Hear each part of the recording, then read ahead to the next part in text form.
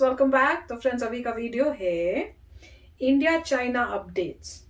China में हड़कंप, LAC पर बिना लड़े मर रहे चीनी सैनिक। इंडिया चाइना एलएसी रोबोट्स हैं।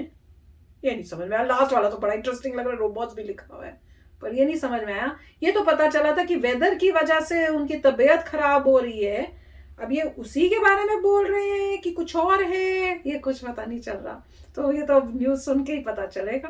तो वीडियो शुरू करते हैं। पर वीडियो शुरू करने से पहले अगर आप चैनल पर नए हो और आपने अभी तक सब्सक्राइब नहीं किया है तो जल्दी से पहले सब्सक्राइब के बाद नो बेल आइकन को क्लिक कर लो, ताकि आपको हमारे सारे न्यू वीडियोस के नोटिफिकेशन हो जाए जैसे हम अपलोड करें। अगर आपको वीडियो पसंद आता है प्लीज लाइक एंड शेयर। चलिए शुरू करते हैं। एलएसी पर चीन के लिए सबसे बड़ी चुनौती ने आखिरकार दस्तक दे दी है।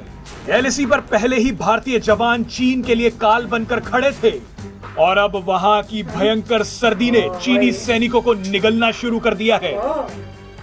हाल ही में यह खबर सामने आई थी कि चीनी सैनिक एलएसी के कठोर मौसम को झेल नहीं पा रहे। पिछले कुछ महीनों में चीन ने बेरहम मौसम की वजह से एलएसी पर तैनात अपने 3 टॉप कमांडर्स को बदल दिया था, जिनमें से एक की मौत हो चुकी है। इसके अलावा कई चीनी सैनिक भी एलएसी के इस निर्दयी मौसम की चपेट में आ चुके हैं। कई चीनी सैनिक या तो मर गए हैं या बेहद बीमार पड़ गए हैं। एक्सपर्ट्स ने बताया कि चीनी सेना इस तरह के वातावरण के लायक ही नहीं है। वहीं भारतीय सेना इस तरह के मौसम चीन ने कुछ समय पहले मौसम के आगे हार मानते हुए अपने सैनिकों के लिए एलएसी पर गर्म टेंटों का बंदोबस्त किया था, लेकिन उसका कोई फायदा मिला नहीं।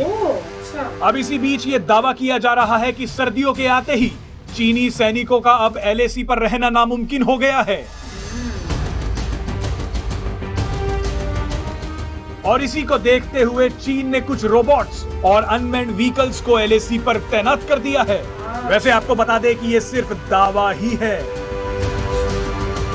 चीन के इन दावों पर इतनी जल्दी विश्वास नहीं किया जा सकता, क्योंकि चीन प्रोपेगेंडा फैलाने में हमेशा से आगे रहा है। सबसे दिलचस्प बात तो यह है कि भले ही चीन इस खबर को फैला रहा हो कि उसने एलएसी पर ऑटोमेटिक और रोबोटिक गाड़ियों को तैनात कर दिया है, लेकिन ठीक उसी समय चीन ने अपनी मीडिया के जरिए भारत से अपील की है कि बीते सालों से दोनों देशों के बीच जारी गतिरोध का हल निकालने और डिसएंगेजमेंट के लिए होने वाली 14वें दौर की वार्ता से पहले दोनों देश द्विपक्षीय संबंधों को पटरी पर ले आए, क्योंकि चीन अब यह समझ चुका है कि इस बार एलएसी पर भारत से तनाव उसके लिए भारी पड़ रहा है। यहां आपको बता दें कि भारत और चीन के बीच पूर्वी लद्दाख में एलएसी पर जारी सीमा विवाद को सुलझाने के लिए 13वें दौर की सीनियर सैन्य कमांडर स्तर की वार्ता बेनतीजा रही थी। पिछले साल की सर्दियों में बहुत बार ऐसी खबर की वजह से उनके पास पुराना अनुभव भी है कि इस इलाके में कैसे अपने आप को रखना है। तो फ्रेंड्स, वही ना, जो पिछली बारी उनको प्रॉब्लम्स आ रही थी वही इस बारी भी आ रही हैं, क्योंकि सर्दियां तो हुई नहीं है, बर्फ गिर रही है, तो अब उन्हें प्रॉब्लम आ रही है। अब वो वहां रह नहीं पा रहे हैं। फैसिलिटीज उनको दी गई है, पर उसके बाद भी उनको प्रॉब्लम आ रही है। सोचो, उनको ऐसा टेंट दिया है जो उन्हें गर्म रखे, और कह रहे हो उसके अंदर ऑक्सीजन भी है, मतलब इतना हाई फाई बना के उनको दिया है कि उनको प्रॉब्लम्स ना हो। पर वो कह रहे हैं जैसे ही बाहर निकलते तो फिर वही प्रॉब्लम हो जाती है। वो तो है ही, बाहर तो निकलना ही पड़ेगा, लड़ोगे कैसे, आप सोल्जर्स हो। तो वही बात है। पर एक चीज है कि वो देखो, वो अपनी हर जो उनको दिख रहा है वीकनेस है, उससे फिर एक चीज और करते हैं बेटर, उसको इंप्रूव करने के लिए। फिर दिख रहा है कि अच्छा इसमें प्रॉब्लम है तो उसको इंप्रूव कर रहे हैं। तो हमें जो है आराम से बैठना नहीं चाहिए, हमें इस टाइम का फायदा उठा के उसको यूज करना चाहिए, ना कि ये सोचना चाहिए कि अरे वो तो अभी कर नहीं सकते, क्योंकि वो भी सारी जो है टैक्टिक्स यूज कर रहे हैं। और एक न्यूज हमने वो भी तो की थी कि जिसमें ये तिब्बत के लोगों को ही अब कर रहे हैं आर्मी के अंदर, और उन्हीं को कह रहे हैं कि आप एरिया में आके आप उधर जो आप वहां पे तैनात हो। तो ये सब स्टेप्स वो भी ले रहे हैं। तो कोई पता नहीं होता कि अगली बार ये सिचुएशन बदल जाए। पर ये तो कह रहे हैं ना बातचीत करनी है, तो ऑब्वियसली अभी उनको पता है कि हम पीछे हटे हैं, तो अब वो बातचीत करेंगे तो अब की बात शुरू कर देंगे।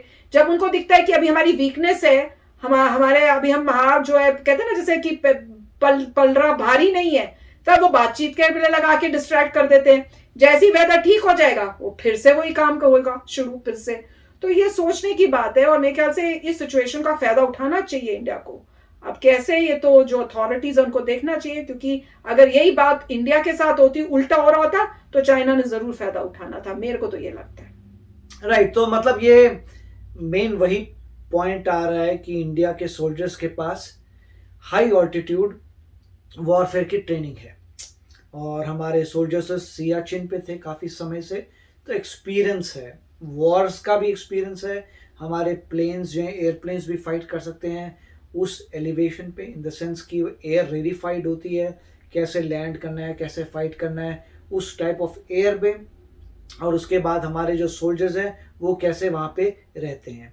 अब आपने पहले भी हिस्ट्री में देखा होगा, जब वॉर हुई थी 1971 में, उससे पहले चाइना से वॉर हुई थी, तब हमारे सोल्जर्स के पास ज़्यादा इक्विपमेंट नहीं था, तब भी वो वहीं पर ही सस्टेन कर पाए थे। अब हमारे सोल्जर्स सारा इक्विपमेंट है और यूज टू भी हैं, तो उससे क्या है कि हमारे सोल्जर्स के लिए कोई नेचुरल बात है, वो वहाँ रहते हैं, उनको पता है कैसे जीना है, वो ठंडे इलाके में उनके लंग्स यूज टू हो चुके हैं, उतना ऑल्टीट्यूड को सहन कर पाते हैं, वो बाहर आते हैं, एक्सरसाइज करते हैं, हमने फुटेज भी देखी है, एक्सरसाइज कर रहे हैं, वापस जा रहे हैं, तो उनका सब सेट है।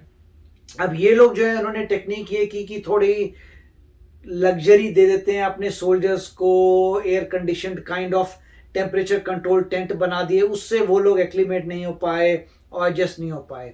उनके लिए ये होगा कि वो लोग आना नहीं चाहते होंगे, फोर्सिबली आ रहे हैं, उनको प्रॉब्लम आ रही है, एक वीडियो कितने ना रोने वाली वही, थी। अब वो वहाँ सस्टेन नहीं कर पा रहे, पीछे हट रहे हैं और वहाँ अपने रोबोट्स छोड़ के जा रहे हैं। मेरे ख्याल से तो ये जो हमारे सैनिक हैं उनको ट्राई आउट करना चाहिए, देखना चाहिए कि उनके जो ये रोबोट्स हैं कितने स्ट्रांग हैं, मतलब वाकई चलते हैं क्या। अगर कोई इंकर्जन होती है, कोई आपको कि एक दो उठा के ले, मैं कह रही नहीं, हूँ मतलब आप अगर पत्थर फेंके तो पत्थर फेंक के फायरिंग चालू कर देगा। अगर आपको मतलब किस तरीके से वो मैनेज करें, क्योंकि लोग तो उनके हैं नहीं, तो क्या सेंसर्स लगे हैं, किस तरीके से उनकी टेक्नोलॉजी चल रही है, मेरे ख्याल से इसको इन्वेस्टिगेट करना चाहिए। और अगर पहले उन्होंने हमारे एरियाज को जो ले लिया था उस पे वापस जा सकते हैं। बहुत अच्छा टाइम है। जैसे पहले आपको क्लियर था कि भाई ये हमारा एरिया था, मगर बीच में कॉम्प्लेक्सिटी से तुमने ले लिया है, अब अपना एरिया वापस ले लेंगे क्योंकि हमारा था, समथिंग लाइक दैट। उससे ये भी नहीं चाहते कि वॉर की सिचुएशन आ जाए, मगर ये क्लियर हो जाए जो हमारा था एस्टैब्लिश्ड, वो हमने वापस लिया है। तो चाइना अगर यही हमारे साथ हो रहा तो चाइना तो उसी टाइम ग्रैब कर लेगा। राइट, तो अभी देखते हैं क्या होता है, मगर पॉइंट ये अच्छी बात है कि इंडिया को इतनी जबरदस्त इस हाई ऑल्टीट्यूड पे इंडिया नंबर 1 है, तो very nice video. Yes friends, तो चलते हैं, मिलेंगे नेक्स्ट वीडियो में बहुत ही जल्द। Till then take care and bye bye. तो अगर आप मेरे इस चैनल पे नए हो तो जल्दी से सब्सक्राइब के बटन को हिट करो और बेल आइकन को क्लिक करो, ताकि आपको मेरा जब नया वीडियो मैं लगाऊं आपको उसके बारे में जल्दी से पता चल जाए।